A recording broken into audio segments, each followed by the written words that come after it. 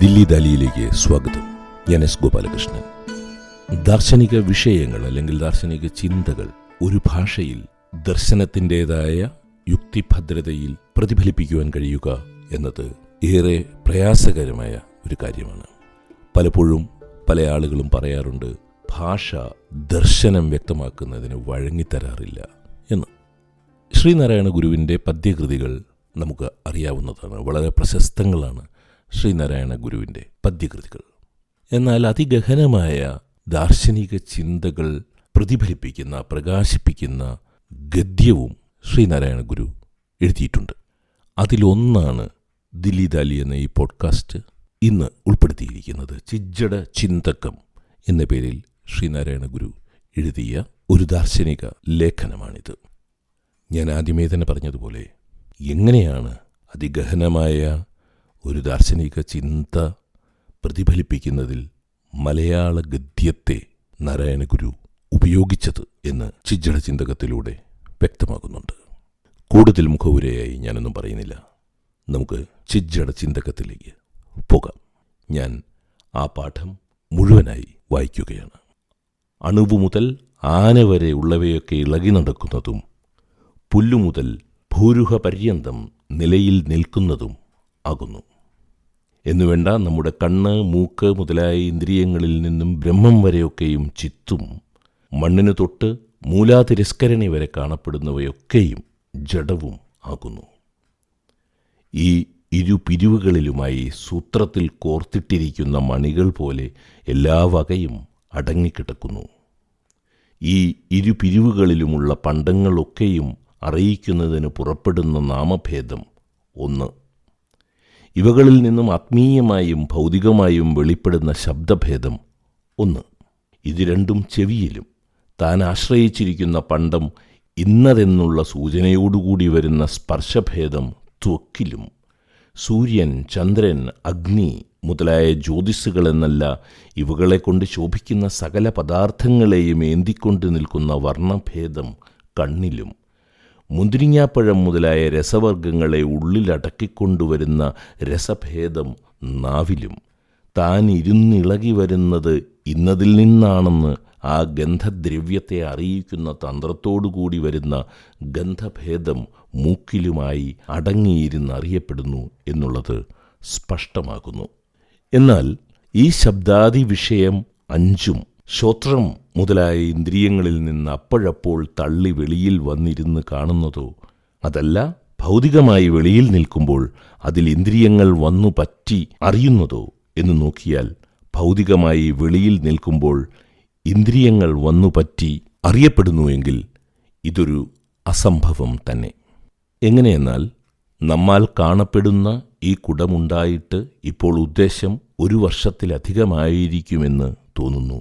എന്നാൽ കാണുന്ന ക്ഷണത്തിൽ ഉദിച്ചു വിളങ്ങിക്കൊണ്ടിരിക്കുന്ന ഈ കുടം കാണുന്നതിന് മുൻപ് ഇല്ലായിരുന്നു എന്നല്ലാതെ ഉണ്ടായിരുന്നു എന്നുള്ളത് ശുദ്ധ അസംബന്ധം തന്നെ.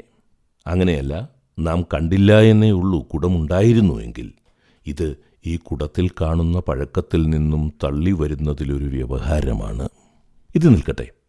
നമ്മാൽ കാണപ്പെടുന്ന കുടം നാമില്ലാത്ത ദിക്കിൽ ഇല്ലായിരുന്നു എന്നല്ലാതെ ഉണ്ടായിരുന്നു എന്ന് പറഞ്ഞുകൂടാ. അതല്ല, ഉണ്ടായിരുന്നുവെങ്കിൽ അവിടെ അപ്പോൾ കണ്ടതിൽ ഒരാളും കൂടി വേണ്ടിയിരിക്കുന്നു. അതെങ്ങനെ കാണുന്ന ദിക്കിൽ കണ്ടവനുണ്ടെന്നല്ലാതെ കാണാത്ത ദിക്കിൽ കണ്ടവനുണ്ടായിരുന്നു എന്ന് പറയുന്നത്? അങ്ങനെ കണ്ടവനില്ല എങ്കിൽ കാണപ്പെടുന്നതും ഇല്ല. അപ്പോൾ ഈ കുടം ഇതിനു മുൻപിൽ ഇല്ലായിരുന്നു എന്നും ഇപ്പോൾ ഈ ക്ഷണത്തിൽ ഉദിച്ചു വിളങ്ങുന്നു എന്നും വെളിവാകുന്നു. ഇങ്ങനെ കുടം തന്നെ ഇല്ലാതിരിക്കുമ്പോൾ കുടത്തിൽ നിന്നും തള്ളി വരുന്ന ഈ കുടമുണ്ടായിട്ട് 1 വർഷത്തിലധികമായിരിക്കുന്നു എന്നുള്ള വ്യവഹാരം എങ്ങനെ നിലനിൽക്കുന്നു? അതല്ല, ഇന്നപ്പോൾ നിർമ്മിതമായ ഇന്ന ലക്ഷണങ്ങളോട് കൂടിയിരിക്കുന്ന ഒരു കുടം ഇന്ന ദിക്കിലിരിക്കുന്നു എന്നിങ്ങനെ നാം ഒരാപ്തനിൽ നിന്ന് ഗ്രഹിച്ചുകൊണ്ടുവന്ന് ഇതാ ഇപ്പോൾ ആ അടയാളങ്ങളോട് കൂടിയ ഈ കുടത്തെ കാണുന്നു. അതുകൊണ്ടാണ് അന്നു തൊട്ട് ഇന്നുവരെയുള്ള അളവെടുത്തു നോക്കിയതിൽ ഇപ്പോൾ ഈ കുടമുണ്ടായിട്ട് 1 സംവത്സരത്തിലധികമായിരിക്കുന്നു എന്ന് പറയുന്നത് എങ്കിൽ അതും ഈ കുടത്തിൽ നിന്ന് ഇപ്പോൾ തള്ളി വരുന്നതല്ലാതെ മേൽപ്രകാരം ഇതിനു മുൻപിൽ ഇല്ലായിരുന്നു എന്ന് തന്നെ പറയണം. അതല്ല, നാം തന്നെ പണ്ടൊരിക്കൽ കണ്ടിരുന്ന കുടമാണ് ഇത്. അന്ന് കണ്ടിട്ടുള്ള അടയാളങ്ങളെല്ലാം ഇതാ ഇതിൽ കാണുന്നു. ആ കുടം തന്നെ ഈ കുടം. അതുകൊണ്ടാണ് ഈ കുടമുണ്ടായിട്ട് ഇപ്പോൾ ഒരു സംവത്സരത്തിലധികമായിരിക്കുന്നു എന്ന് പറയുന്നത് എങ്കിൽ, ഇപ്പോൾ നമ്മോടുകൂടിയിരിക്കുന്ന ഈ കുടം അപ്പോൾ ഇതുപോലെ നമ്മോടുകൂടി ഇരുന്നിരുന്നു എന്നും ഇടയിൽ നശിച്ച് ആ ശുദ്ധശൂന്യത്തിൽ നിന്ന് ഇങ്ങനെ നമ്മോടുകൂടി പൊങ്ങിയിരിക്കുന്നു എന്നും വ്യവഹാരം നേരിടുന്നു. അപ്പോൾ നാം ഇല്ലാതിരുന്ന ശൂന്യത്തിൻ്റെ അപ്പുറമുള്ള കഥയെ നാം ഇവിടെ പ്രസംഗിക്കുന്നത് ഭ്രമം കൊണ്ട് തന്നെ എന്ന് വരുന്നു. അല്ലെങ്കിൽ നമ്മുടെ പൂർവ്വജന്മത്തിലുള്ള കഥയുടെ ജ്ഞാപകം നമുക്കിപ്പോൾ ഉണ്ടായിരിക്കണം, അതില്ലല്ലോ. എന്നാൽ അതുപോലെ തന്നെ ഇതും ആലോചിച്ചു നോക്കുമ്പോൾ അറിയാം. അതല്ല, സുഷുപ്തിയിൽ നിന്നുണർന്നു വരുമ്പോൾ ആ സുഷുപ്തിയുടെ പൂർവാവസ്ഥയിലുള്ള ജ്ഞാപകം ഉണ്ടായിരിക്കുന്നതുപോലെയെങ്കിൽ അത് വന്ധ്യയുടെ പുത്രൻ ഇല്ലെന്ന് പറയുമ്പോൾ, അല്ല അവൻ ശശവിഷാണം പോലെയുള്ളവനാണെന്ന് പറയുന്നതുപോലെ തീരുന്നു.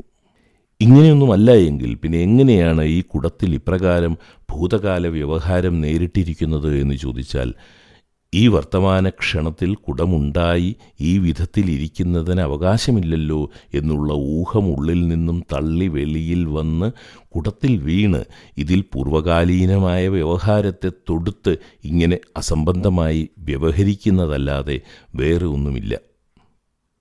അത് എങ്ങനെയെന്നാൽ, സ്വപ്നത്തിൽ നാം ഒരു വൃക്ഷത്തെ കണ്ടു ചെന്ന് അടുത്ത് നിന്നുകൊണ്ട്, ഹാ, ഈ വൃക്ഷമുണ്ടായിട്ട് ഇപ്പോൾ ഒരു 100 സംവത്സരത്തിലധികമായിരിക്കുന്നു എന്ന് ഉദ്ദേശിക്കുന്നു എങ്കിലും, ഇപ്പോൾ നോക്കിയാൽ ഇന്നലത്തെ സ്വപ്നത്തിലുള്ള വൃക്ഷത്തിൽ കണ്ട 100 സംവത്സരത്തിൻ്റെ പഴക്കം അസംബന്ധമെന്നും, വൃക്ഷം അപ്പോൾ സ്വപ്നദൃഷ്ടിയിൽ നിന്നും വെളിയിൽ തള്ളി വന്നിരുന്നു കണ്ടതെന്നും, സ്വപ്നം ഭൗതികമായി വെളിയിലുണ്ടായിരുന്നതല്ല എന്നും വെളിവാകുന്നു.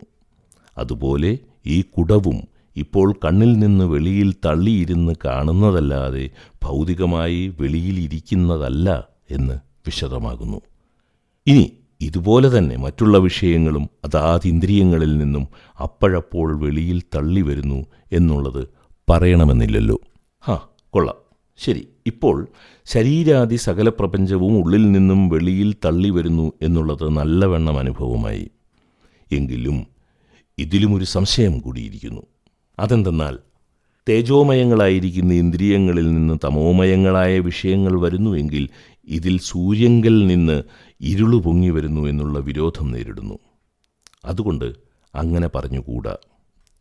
പിന്നെ ഇന്ദ്രിയങ്ങളോടുകൂടി വരുന്നതിന് വല്ലതും ന്യായമുണ്ടോ എന്ന് നോക്കിയാൽ അതും കാണുന്നില്ല. എന്തെന്നാൽ, അങ്ങനെയെങ്കിൽ ഇരുളും വെളിവും കൂടി ഒരു ദിക്കിലിരുന്ന് ഒരു സമയം പൊങ്ങി വരുന്നു എന്ന് പറയണം. അതൊരിക്കലും നടപ്പുള്ളതല്ല. അയ്യോ, ഇതെന്തോ ഇന്ദ്രജാലമാണ് ഈ പ്രപഞ്ചം.